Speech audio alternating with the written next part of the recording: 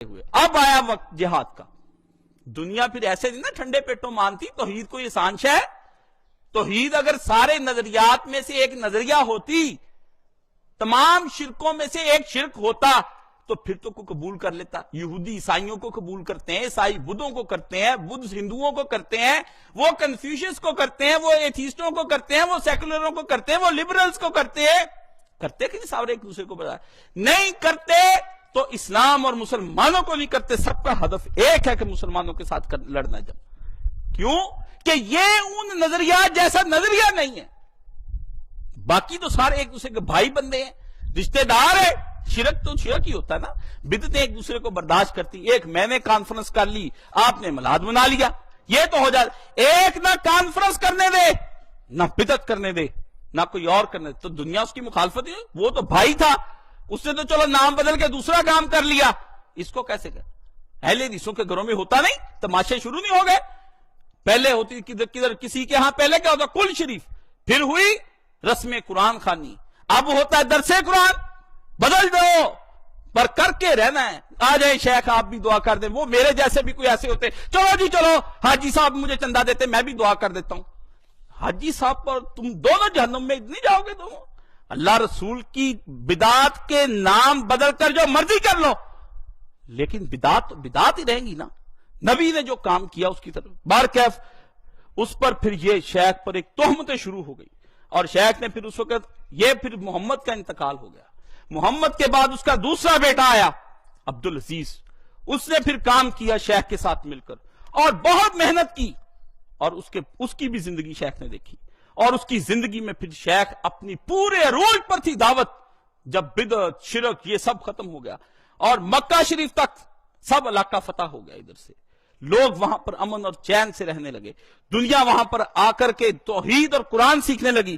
برکیف شیخ کی یہ دعوت جب پھیل گئی, آخرکار شیخ اپنی 88 سال کی عمر میں وفات, اللہ نے عمر بھی بڑی دی, 88 سال کی عمر میں شیخ نے وفات پائی. اور ایسا عجیب آدمی کہ اس کے اوپر پھر افتراءات کی دنیا کھل گئی. لوگوں نے اس پہ الزام, شیخ کی کردار کشیاں, اس کی بد اخلاقیاں, وہ شراب. مجھے یاد ہے آج تک, میں اس وقت فرسٹ ایئر میں پڑھتا تھا, میرے ایک استاد تھے, میں نے ادھر جا کے انہوں نے کہا اچھا آپ یہ ہیں. میرے قائد بات چیز سن کر کہا یہ اس کے بارے میں جس کے پیچھے آپ لگے ہوئے ہیں, اس کے بعد سپاہی آف اسلام, میں آپ کو ایک بک دیتا ہوں آپ وہ لیجئے.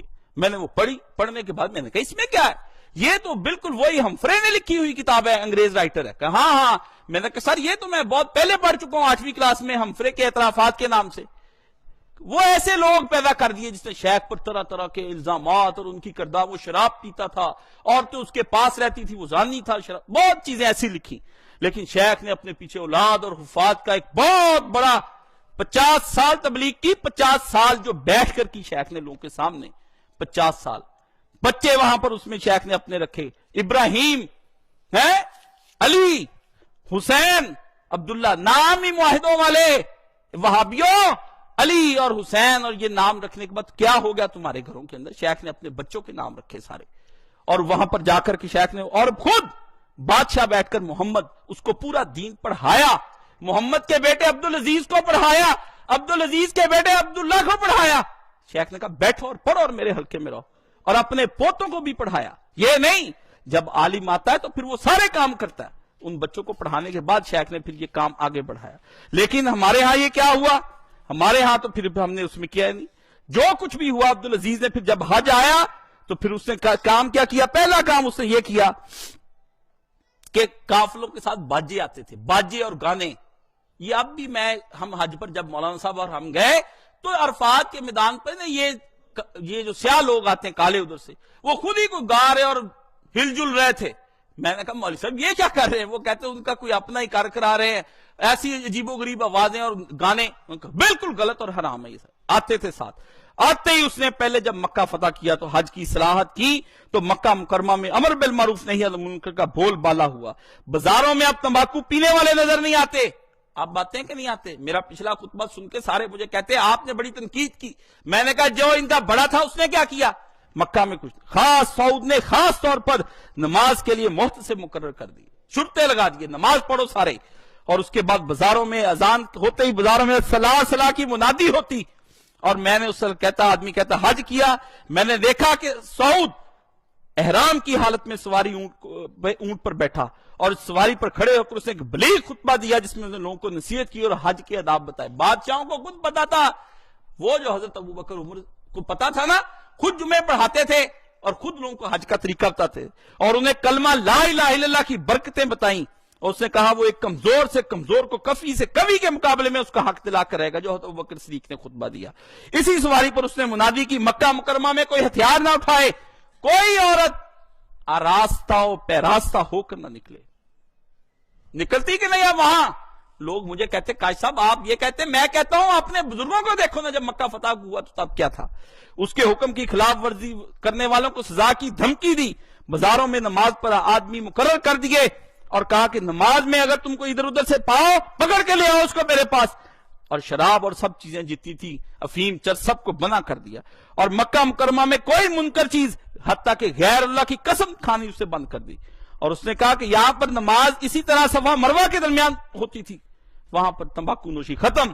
اور اس کے بعد نماز جماعت کے ساتھ، زکوٰۃ کی ادائیگی، ریشمی کپڑا پہننے پر پابندی لگ گئی مردوں کے کہ کوئی مرد ریشمی کپڑا پہن کر جائے. اب ریشمی وہ توپے نا، وہ آپ کبھی جائیں لمبی لمبی، ان کو ہاتھ ہی لگائیں تو پتہ نہیں وہ کتنے 10 25 30 ہزار کا وہ کرتا سا ہی ہے، اوپر سے نیچے تک سلا ہوا، یہ ہاتھ ہی نیچے پھسلتا ہوا چلا جاتا ہے. ریشم پہ پابندی لگا دی.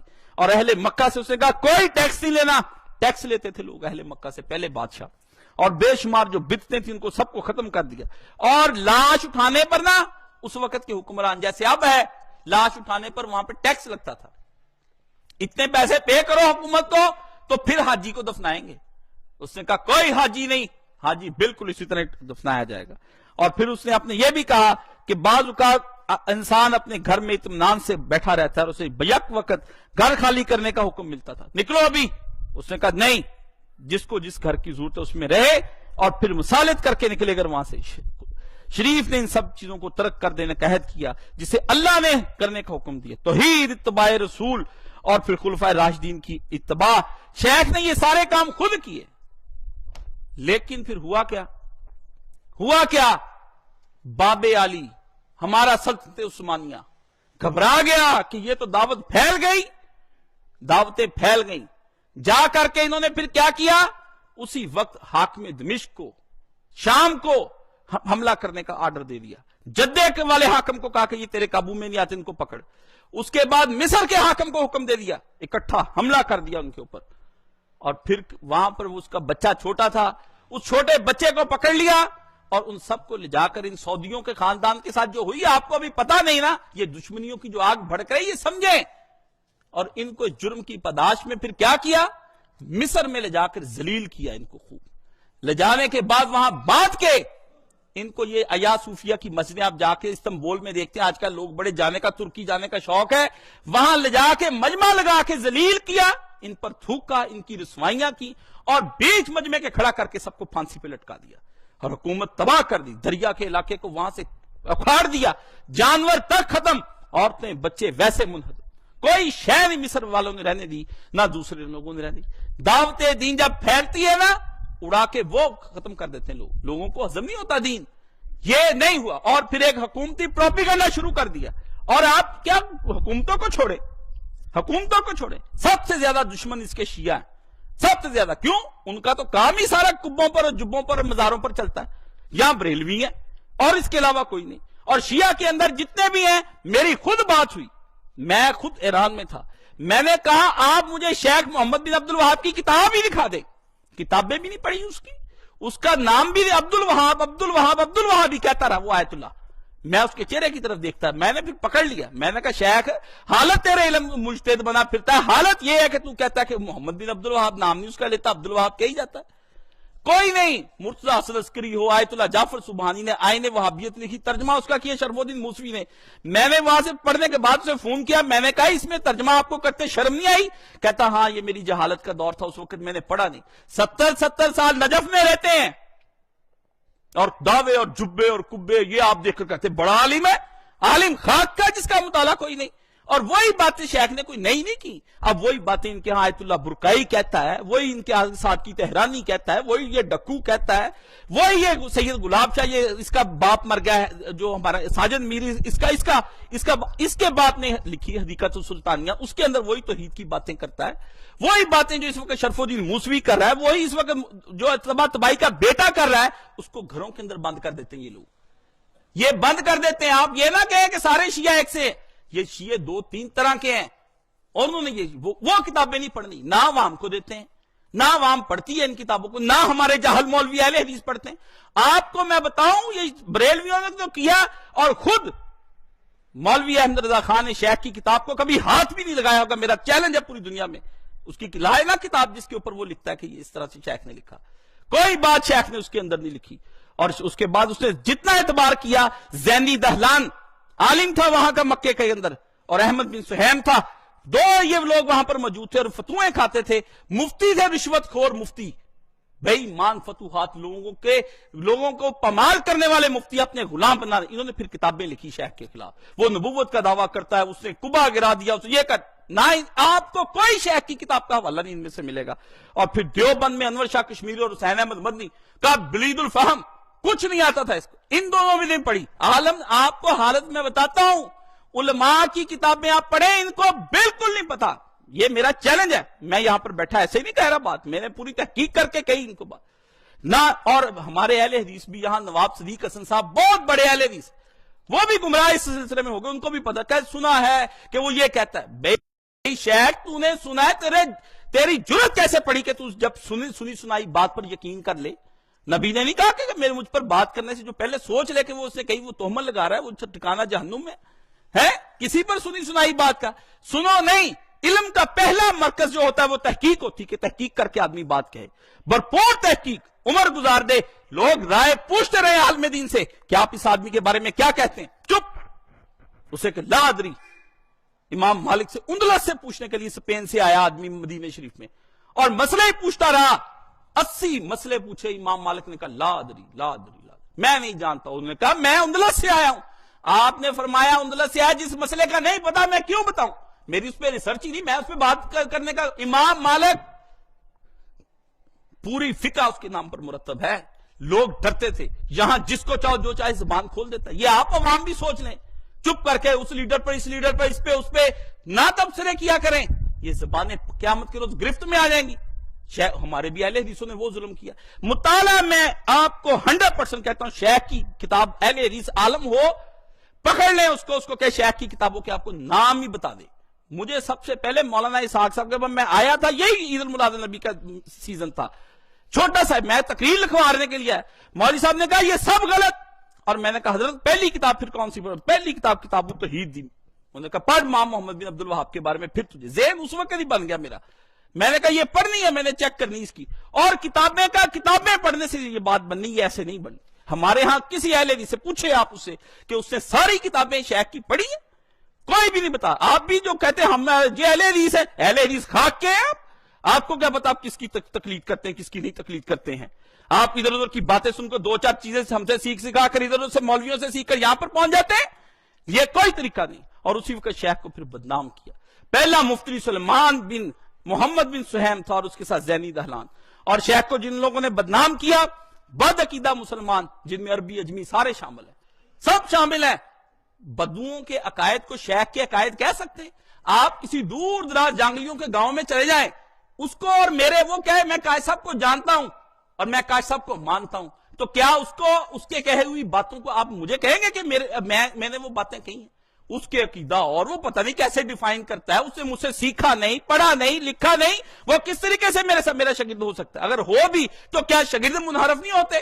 بات وہی ہوگی جس کا میری بات پر یقین آپ کریں گے, یہی بات وہ ہوتی ہے. اور اس کے بعد پھر کم علم مصنفین نے جو کبھی شیخ سے نہیں ملے, انگریز مستشرقین نے, انہوں نے دیکھا کہ اس وقت مسلمانوں کی حالت بڑی خراب ہے, اورینٹیلسٹ سارے اکٹھے ہو گئے, یا کیا سرائیوں پر جملے ہوں گے, یا اسی طرح انہوں نے ثانوی ماخذ کو بنیاد بنایا.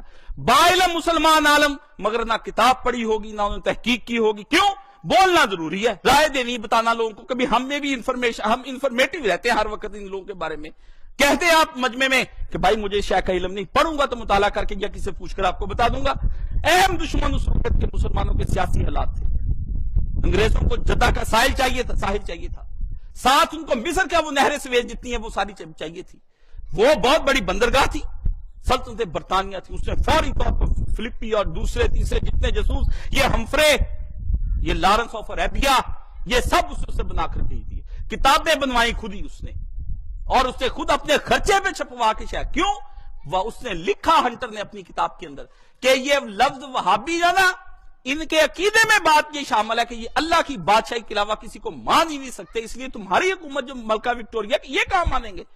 پھر اس کے لیے انہوں نے ایک زہر آلود لفظ تیار کیا جس کا نام ہے وہابی.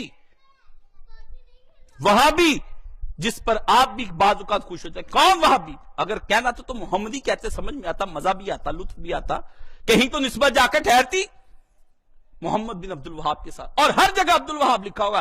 شاذ و نادر ان کی پرانی کتابوں کے اندر کہیں ایک جگہ پہ لکھا. اور پھر اس کے بعد سلطنت عثمانیہ, دو سپر پاوریں خراب ہو گئی شیخ کے.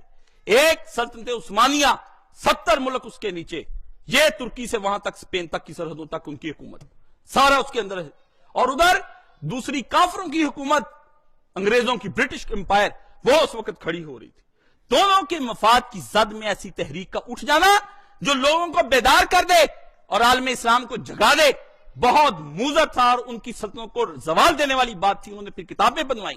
جب وہ کتابیں بنی, کتابیں چھپیں اور چھپنے کے بعد لوگوں کے سامنے آئیں, اس میں خرافات لکھی گئیں, تو لوگوں نے وہ پڑھ کر قبول کر لی. جاہل بے عمل مسلمان کیا تھے اس زمانے میں؟ توتے, تیتر, لڑانے والی یہ قوم.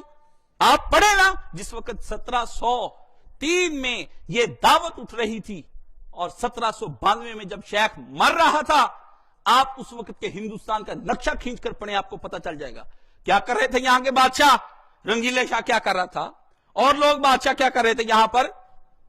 دیکھیں نا, انگریز کہاں تک ایسٹ انڈیا کمپنی آگئی. خط لکھ کر ایسٹ انڈیا کمپنی نے کیپٹن جارج کو بھیجا اور جا کر مصر کے بادشاہ کی سب سے زیادہ اسے خدمت کی, اور اس نے کہا شکر ہے آپ کے اور ہمارے راستے اب کھل گئے ہیں, اب درمیان میں یہ وہابی نہیں رہے. یہ تو ان کے ساتھ ظلم کیا. ان کے بچوں کو, شیخ کے پوتوں کو نا پکڑ لیا انہوں نے, ٹکڑے ٹکڑے کیے. آپ کہتے ہیں علی اصغر کے یہ شیعہ روتے ہیں نا, ٹکڑے کیے, تکا بوٹی کر دی اس کے بچے کی, بٹھا کے لٹا کے. 2100 گھر, یہ سعود کی اپنی فیملی تھی نا جس کے لڑکوں کو لٹایا, باقی سب کو تو ذبح کر دیے. اور وہ 4 رہ گئے, ایک ان میں سے وہ بھاگ کے جا کے قطر میں, اس نے پھر پناہ لی ترکی نے, اس سے پھر دوبارہ نشاط ثانیہ کر کے پھر یہ دوبارہ سارا انہوں نے حکومت 1926 میں 24 میں قائم کرنے کی کوشش کی, اڑا دیا. تحریکیں اس طرح دب تھی. کیا کرتے پھر اس وقت مسلمانوں کے ساتھ؟ یہ تو ہوتا ہے. اور شیخ کو کہا وہ نہیں جی, آپ اس وقت شیخ تو نبی علیہ السلام کا گستاخ. سیرت رسول محمد رسول اللہ صلی اللہ علیہ وسلم اس نے لکھی پوری, ایک مختصر اور ایک طویل. جو طویل اس میں عشق کی داستان لکھ دی اس نے نبی علیہ السلام. ہر لفظ نور سے بھرپور, ہر عشق مصطفیٰ سے حسرت معمور, ہر طرح نبی علیہ السلام عشق جتلایا. اسے بتایا کہ اس وقت قابل تکلیف دنیا میں ایک شخصیت جس کو محمد رسول اللہ صلی اللہ علیہ وآلہ وسلم کہتے ہیں, اس نے کیا کہتے کہ وہ غبی تھا جس آدمی نے مختصر العقل والنقل جیسی کتاب لکھ دی ہو, عقل اور نقل کا تعارض, کہ انسان کی عقل کہاں تک اپروچ کر سکتی. فلسفہ, سائنس, آبزرویشن, وحی الہی, دونوں کو آپس میں لا کر اس نے گفتگو کی اور مختصر العقل والنقل لکھ دی. جس آدمی نبی علیہ السلام کے فضائل قرآن لکھ دی, وہ قرآن کی مخالفت, جو قرآن کہتا ہے کہ نبی تمہارے لیے نمونہ ہے, اور نبی کے اوپر درود و سلام پڑھو, وہ درود و سلام سے روک سکتا ہے. تفسیر لکھی شیخ نے, مولویوں کو ہضم نہیں تفسیر, نہ ہمارے کسی نے پڑھی ہے. وہ شیخ جب گفتگو کرے گا, شیخ کی عقل کام نہیں. شیخ جب آیا الاستنباط لکھی اس نے اسی وقت, اور شیخ نے پھر اس وقت ایسی ایک کتاب لکھی آداب المشی الی الصلاۃ, کہ جو نماز پڑھنے کے لیے جا رہا ہے اس کو تصوف کے کس رنگ میں رنگے جانا چاہیے. وہ کتاب پڑھنے کے قابل ہے. اس طرح سونے کی طرح لوگ کہتے ہیں یہ وہابی صوفیہ کو نہیں مانتے, اور صوفیہ احسان اور تزکیہ نفس تم کیا جانو, جو شیخ نے اس وقت کتاب لکھی. اور اس وقت شیخ نے پھر کتاب الاصول الثلاثہ, معرفت رب, معرفت توحید, معرفت انسان, اس کے اوپر اس نے لکھی. اور پھر اس نے ایک سب سے کتاب مسائل الجاہلیہ, 131 مسائل قرآن شریف سے نکال کر اس نے بتایا کہ جدید جاہلیت اور قدیم جاہلیت کیا ہوتی. یہ کتابیں لکھی ابھی تھوڑی ہیں, 20 کتابیں تو اس کی صرف چھپی ہیں, جس کے اوپر اتنی ذخین کتابیں, اس پہ شرح لکھی سعودی حکومت نے. شیخ کا کوئی کام ہے, اس نے بتایا توحید کا تارک جب ہو جاتا ہے وہ کس طرح اسلام سے نکلتا ہے. میں کہہ بات کرتا ہوں, شیخ نے کہا حنفی کہتے ہیں، شافی کہتے ہیں، مالک کہتے ہیں کہ توحید کیا ہوتی؟ شیخ پر الزام لگانے سے نہیں باز آئی دنیا. ٹھیک ہے بھائی، تم لوگ نہیں باز آتے تو جاؤ باڑ میں، جہنم میں جاؤ. اور اس وقت عام غلط بیانی، شیخ جی رسول خدا کو نہیں مانتا. نہ الہدیت السنیہ کے اندر پھر لکھا ان کے اپنے ہی بچے نے، شیخ عبداللہ بن محمد بن عبد الوہاب. عبداللہ اسی عبداللہ کا بیٹا تھا جو ذبح کیا پھر مسلمانوں نے، تکا بوٹی کی، تکا بوٹی، ٹکڑے ٹکڑے کر کے کتوں کو ڈال دیا. روتے ہیں یہ. اور یہ اس نے لکھا، اور یہ جو حق پوشی کی راہ سے ہمارے متعلق کہا جاتا ہے کہ ہم قرآن مجید کی تفسیر اپنی رائے سے کرتے ہیں اور حدیث نبوی سے وہی حصہ لیتے ہیں جو ہمارے فہم اور ذوق کے مناسب ہو، اور یہ کہ رسول اللہ کی شان گٹانے کے لیے النبی رما فی قبرہ، نبی کریم قبر میں ایک بوسیدہ ہڈی سے زیادہ نہیں، اور اسا احدن تا انفا، کہ ہم میں سے کسی ایک چھڑی سے بھی زیادہ نفع بخشی. یہ گستاخانہ فکرے کہا کرتے ہیں. یہ کہ رسول اللہ صلی اللہ علیہ وآلہ وسلم کو شفاعت کا حق نہ ہوگا. یہ کہ قبر اطہر کی زیارت مستحب نہیں، حضور کی قبر کی زیارت کہتے ہیں وہابی منع کرتے ہیں. اور یہ کہ ہم تمام لوگوں کی علی الاطلاق تکفیر کرتے ہیں، جی سب کو کافر کہتے ہیں. تو ان سب اور ان جیسی دوسری بے سر و پا باتوں میں سے ہر ایک کے متعلق ہمارا جواب ہے سبحانک ھذا بہتان عظیم، کے سوا کچھ نہیں کہہ سکتے کہ ہم پہ یہ بہتان ہے. کون پڑھ کر سنائے گا آپ کو یہ کتابیں؟ کہاں سے لاؤ گے یہ کتابیں؟ ہدیۃ السنیہ صفحہ اس کا 46. شیخ نے کہا مجھے کرتے ہو تم لوگ بدنام. بدنام کرنے میں مسلمانوں نے کوئی کسر نہیں چھوڑی، اور مسلمانوں کو یہ جس آدمی نے ان کو ہدایت کے لیے تیار کیا اسی آدمی کے یہ پیچھے پڑ گئے. کہتے ہیں وہابی میلاد نہیں مناتے، وہابی حضور کی قبر پہ چڑھ گئے. اور قبر پہ چڑھنے والا بھی قصہ اس کے اندر اس نے لکھا. اس نے کہا حد ہو گئی یار، قبر پہ نبی علیہ السلام، اس نے کہا حضور صلی اللہ علیہ وسلم کے قبر پہ چڑھ گئے اور انہوں نے یہ کیا، نبی علیہ السلام کی قبر کے ساتھ وہ کیا. بالکل غلط. انہوں نے کہا ہم نبی علیہ السلام کی قبر مبارک سب سے متبرک. ایک نے تو اس حد تک لکھا چڑھے تھے، وہاں سے جب تھوڑا مارا تو شرارے نکلے ہیں اور آنکھیں چندیاگے نیچے گر گیا. بی بی فاطمہ کی قبر سے چنگارے نہ نکلے. وہ جو دوسرے کعبے بنائے تھے حضرت عباس کے اور دوسری بیبیوں کے بنے تھے، وہاں سے چنگارے نکلے. معجزہ ہونا ہر جگہ ہی ہوتا، معجزہ ہونا تو ہر جگہ ہوتا. بدبختو، کس طریقے سے ایک آدمی کو تم دنیا کے اندر بدنام کرتے ہو. شیخ کو کہا جی وہ وسیلے کے قائل نہیں ہے. شیخ نے کہا کون وسیلے کا قائل نہیں؟ وسیلے کا ہر طرح سے میں قائل ہوں، لیکن وسیلے کی طرز تو بیان کرو. ایک وسیلہ جو تم نے مانگنے والا بنا لیا وہ وسیلہ، یا نبی علیہ السلام کی ذات اقدس کو سامنے رکھ کر اللہ تعالیٰ کے بیان کرنا کہ یا الہی تیرا پاک پیغمبر صلی اللہ علیہ وسلم میں اس کا امتی ہوں، اللہ میرے اعمال کی طرف نظر نہ کر، اس کی طرف نظر کر، میں اس کا امتی ہوں اور یہ تیرا نبی ہے. پھر بھی نسبت اللہ کو اپنی اور بندے کی ایک قسم کی دی وہاں پر جا کر کے اس کی گہرائی میں اترے. شیخ نے کہا میں قائل ہوں، لیکن بات یہ کہ تم لوگ جس طریقے سے مانگتے ہو وہ میں اس طرح بات کہتا ہوں توسل کے. ہاں اس نے کہا کہ اب پکارنا مشکل وقت میں تو اللہ کو. اور ایک کتاب تو اس نے ایک ایسی لکھی، اگر میں آپ کو اس کتاب کے بارے میں بتاؤں یقین جانیں آپ دنگ رہ جائیں، بالکل دنگ رہ جائیں. اس میں اس نے اربع قواعد 4 اس نے لکھے، اور اس کے اندر اس نے کہا سنو، کفار عرب کو بھی اللہ تعالیٰ کو خالق، رازق اور مدبر مانتے تھے، لیکن وہ اس میں اسلام میں داخل نہ ہو سکے. بات نقطے کی کہ مانتے وہ بھی تھے اللہ کو خالق، مدبر، رازق. پھر جنگ نبی پاک نے کس لیے کی ان کو؟ وہ ساتھ کچھ اور بھی مانتے تھے. اس نے یہ بڑا اشارے سے اس نے کہا کفار عرب بھی اولیاء من دون اللہ کو قربت اور شفاعت کے لیے پکارتے تھے کہ شفاعت نبی کی بھی ہونی ہے. تو پھر نبی پاک نے ان سے جنگ کیوں کی؟ آپ کہتے بالکل ٹھیک ہے، شفاعت کا منکر کون ہے؟ اور رسول اللہ نے ملائکہ، انبیاء، صالحین، اشجار، احجار، شمس و قمر کی پرستش کرنے والوں سے یکساں قتال کیا، بت پرستوں سے بھی اور دوسروں سے بھی جو نبیوں کے ساتھ شریک ان کو بھی.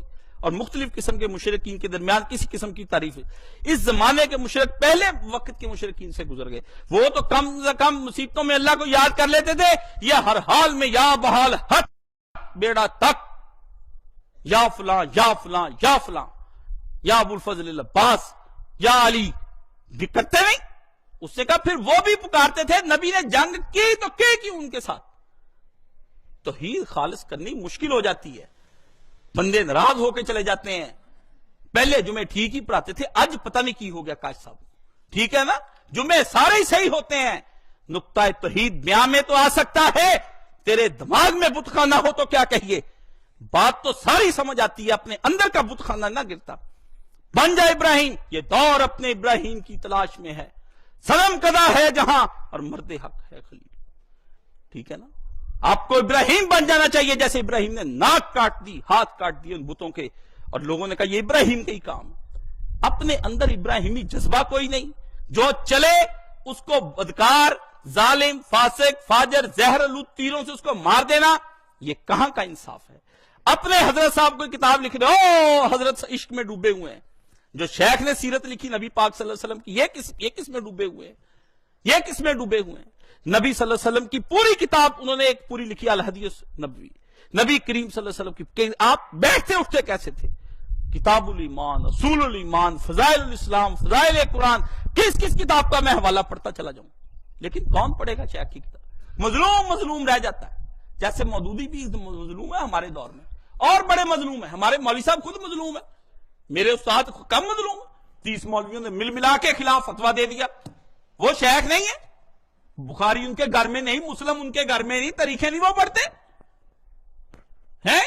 بتائیں نا وہ کیا چیز ہے؟ دنیا نہیں مانتی، اندر کا بت خانہ نہیں گرنے دیتا کوئی بھی آدمی۔ یہ اندر بت بیٹھے ہیں، نماز بھی پڑھیں گے، تہجد بھی پڑھیں گے، اشراقے بھی پڑھیں گے، سجدے کا بہت کچھ ہوگا، قرآن شریف ختم، 10 سپارے ہضم، صبح سے لے کر شام تک یہ لگیں گے بڑے اوپر سے نیچے تک متقی، لیکن اندر ایک بت خانہ بڑھ جاتا ہے۔ اور میری بات یاد رکھیں، علم آنے کے بعد جو شے پیدا ہوتی ہے وہ سب سے پہلی تکبر ہوتا ہے، تکبر آ جاتا ہے، اور تکبر کی راہ سے جو گناہ آ جائے اس میں توبہ نصیب نہیں ہوتی آدمی کو۔ شیطان نے تکبر کی راہ سے گناہ کیا تھا، گناہ اس نے بھی کیا، گناہ آدم نے بھی کیا۔ آدم کا گناہ شہوت کے ذریعے سے آیا کہ بات اس کو اچھی لگی مزے کی کہ یہ شے کھانی چاہیے، توبہ نصیب ہوئی بارگاہ الہی میں۔ اس کا گناہ کا راستہ اور ہے، قلب ہے، اس کے دماغ، اس کا راستہ دماغ سے ہوتا ہوا آتا ہے، یہ متکبر ہے۔ اس لیے یہ چیز کو ڈیفائن کرنا پڑے گا آپ کو کہ آپ کن کو مانتے ہیں۔ کتاب یہ بڑی اچھی جس کو میں نے پڑھا، 163 کتابیں پڑھنے کے بعد بے نظیر عالم اسلام میں دھوم مچائی تھی اس آدمی نے۔ مولانا مودودی کی تحریک جلدی فوت، بہت جلد فوت ہو گئے، بے نظیر تحقیق کی دنیا میں اخیر، اور عربی لکھتے تھے ابو الحسن علی ندوی سے زیادہ عربی۔ عرب کے لوگوں نے اس وقت 13 سال کی عمر میں اس کی عربی کو مان لیا، اور مولانا کی تحریک کو پورے عرب و عجم میں دمے ہوتا ہوا دما تھا ان کو۔ پھر بھی مولانا مسعود عالم ندوی، یہ مسعود عالم نہیں جو اب ہے، مسعود عالم ندوی رحمت اللہ علیہ، بڑا عالم، عربی پہ دسترس، سارا کام مولانا کے ساتھ بھی نے کیا۔ اس نے سوچا، جذبہ تھا دین کا کام کرنے کے لیے، اس نے سوچا کیا کروں، ایک مظلوم اور بدنام مسلم، اس کے لیے کتاب لکھی، امام محمد بن عبد الوہاب، ایک مظلوم اور بدنام۔ تارک اکیڈمی سے ملتی، آپ کے گھروں میں نہیں نا یہ کتاب، تو بے شرمی ہے آپ کے گھروں میں اگر یہ کتاب نہیں، کیا بچے آپ نے پڑھانے؟ آپ کتابیں چھپ جاتی 500 کی تعداد میں، بعد میں ردیق میں بک جاتی، لینے والے ہم ہوتے ہیں، پھر کہتے ہیں دین نہیں مولوی سیدہ، مولوی تم نہیں لیتے دین، قصوروار تم ہو، کتابیں چھپی ہیں، مجھے کہاں سے مل گئی؟ یہ پڑھنی پڑے گی، یہ دیکھنی پڑیں گی، آپ کو ان شخصیات کو نکھار کر سامنے لانا پڑے گا جنہوں نے آپ کے ہاں تجدید دین کا کام کیا ہے، جن کو لوگ بدنام کرتے ہیں۔ اس کو نہیں پڑھنا، اس کو نہیں پڑھنا، پڑھیں، سب کو پڑھیں، پوچھیں ہم سے، ہم کس لیے بیٹھے ہیں، اور آپ کو کتابیں دیں گے۔ لیکن بیچارے کون ہیں؟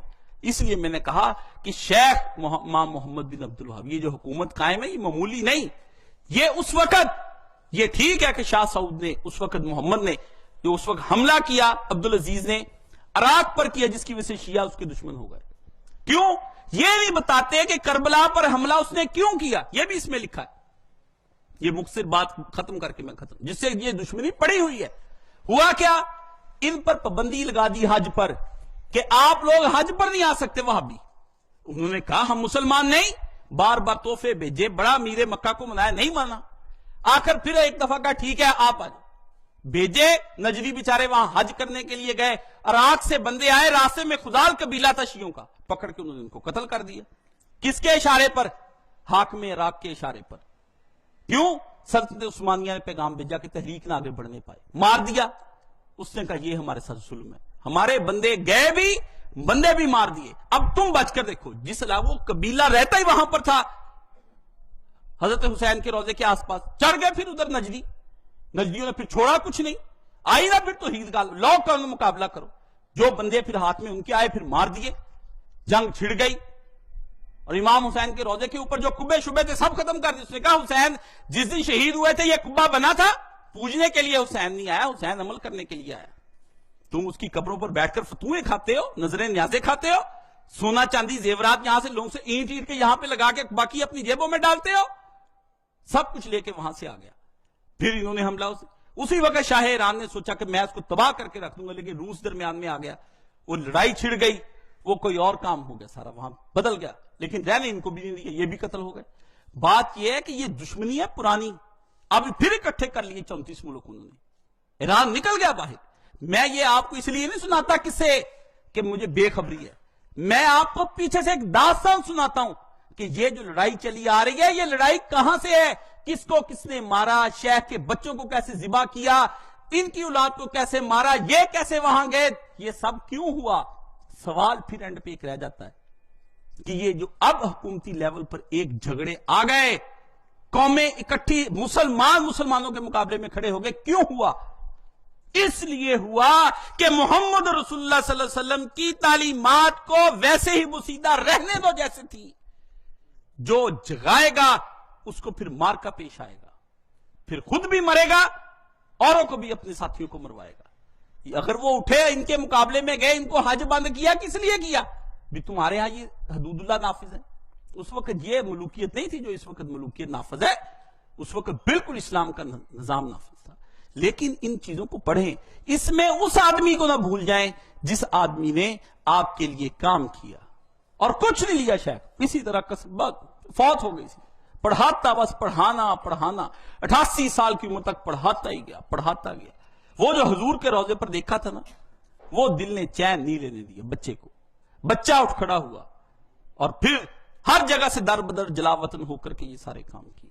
میں آپ سے گزارش کرتا ہوں کہ یہ ابھی پڑھیں گے کہ نجدیوں تم پر میرے آقا کی عنایت نہ سہی, کلمہ پڑھانے کا بھی احسان گیا. کلمہ تو تم کو نجدیوں نے پڑھایا, تم نے تو اس کے اوپر جو ملیا میٹ کیا ہے نا, وہ شکر کرو. ہم اتحاد بین المسلمین کے دھائی گڑے مردے نہیں پھاڑنا چاہتے, لیکن ہم یہ بات کہتے ہیں اپنے سننے والوں کو کہ آپ بھی بے خبر نہ ہوں, آپ کو بھی پتا ہو کہ آپ کیا ہیں. 163 کتابیں انگریز رائٹر, عربی رائٹر, اردو رائٹر, اس زمانے میں 1940 میں یہ کتاب لکھی, کس طرح بیٹھ کر شیخ نے لکھی. آج بھی کوئی کتاب پی ایچ ڈی کا مقابلہ بھی اس کا مقابلہ نہیں. پی ایچ ڈی آکسفورڈ سے کی ہو نا, میرا چیلنج ہے, اس کا مقابلہ نہیں کر سکتا. بہت محنت سے کی, خود سعودی عرب بھی بلا کے شیخ عبدالعزیز بن باز مدینہ یونیورسٹی کے اندر جب یہ اس کا عربی ورژن گیا وہاں, اس نے کہا اس سے بڑھ کر ہماری کوئی بھی بندہ بات بیان نہیں کر سکتا تھا جس نے اس نے بیان کی, کہ وہ کہنا کیا چاہتا تھا. امام حسین ہی ایک مظلوم نہیں, وہ تلوار سے شہید کیے گئے ہیں.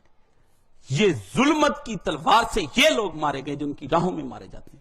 جو دین کا کام جس طریقے سے بھی کرنے کے لیے اٹھے گا, یہ اس کو مار دیں گے, ہجوم کر کے ماریں گے, اکیلا کر کے ماریں گے, درمیان میں رکھ کر ماریں گے, اس کی اولادوں کی بوٹیاں اڑا دیں گے, تاریخ کو مسخ کر دیں گے. یہ لوگ آپ تک دین نہیں آنے دیں گے, آپ اسی طرح رہ جائیں گے خالی ہاتھ.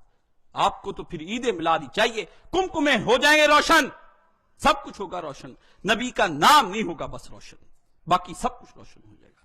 اللہ تعالی ہمیں محققین کو پڑھنے کی توفیق عطا فرمائے, اور اللہ تعالی ہمیں صحیح علم بیان کرنے کی توفیق عطا فرمائے. وآخر دعوانا الحمدللہ.